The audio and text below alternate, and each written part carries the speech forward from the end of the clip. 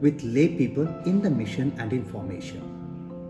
The involvement of lay people in the Salesian charism and mission is not a concession on our part, neither a grace we offer them, nor is it a means of survival, as many confreres have so very often thought. It is a right bound up with the specific vocation of the lay people. As consecrated persons, we are a specific incarnation of the Salesian charism, but we are not the only repositories of it.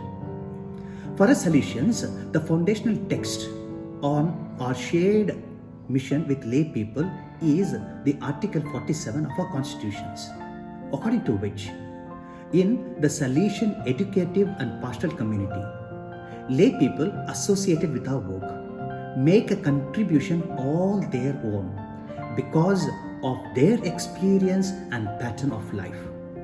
We welcome and encourage their collaboration. Dear confreres, we are happy to present some thoughts on the sixth theme of GC 28, together with lay people in the mission and in formation. Lay people are companions on the journey, not substitutes or surrogates for the Salesians.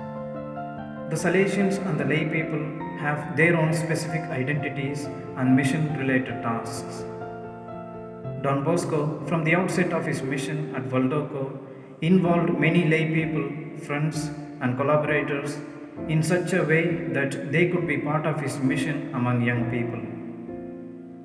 Don Bosco was concerned with involving the greatest number of collaborators possible in his operational plan. From Mama Margaret to work providers, from helpful members of the public to religious authorities, from aristocrats to the politicians of his era. One of the great frontiers of the renewal proposed by the Second Vatican Council is the discovery or the rediscovery of the vocation and mission of the laity in the Church. This is not a new theme for us Salesians, as GC 24 with the theme Salesians and Lay People, Communion and Sharing in the Spirit and in the mission of Don Bosco did already propose the model of the mission shared with the laity. What are we to say about the reception and the implementation of the proposals of GC 24? 24 years after the general chapter, in some regions, the presence of lay people in the Salesian mission has become more evident. In other regions of the congregation, the progress has been much slower. In other cases, the experience of communion is still in its beginnings. It is true that there is great variety among the lay people in Salesian presences. Many of the lay people work on a contractual basis, while many others, especially the youngest ones, contribute to the Salesian mission as volunteers. Of course, here the difference between being a simply worker in a Salesian house and being a part at the same time of a mission and a vocation should be very clearly differentiated. It is a radically different relationship. This demands from the Salesians a decisive change of perspective. Article 47 states that we give lay people the opportunity to get a deeper knowledge of the Salesian spirit and the practice of the preventive system. This makes us understand that we are also involved in the formation of our lay collaborators. Therefore, our lay collaborators need to know and experience Don Bosco close at hand. Such understanding and formation are not received merely through academic courses, but by reflecting, verifying, and planning what is experienced in a presence.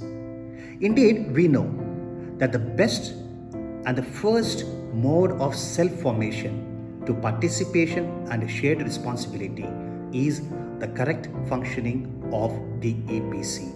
We also understand that the future of the shared mission and formation with lay people passes through the formation of the future Salesians.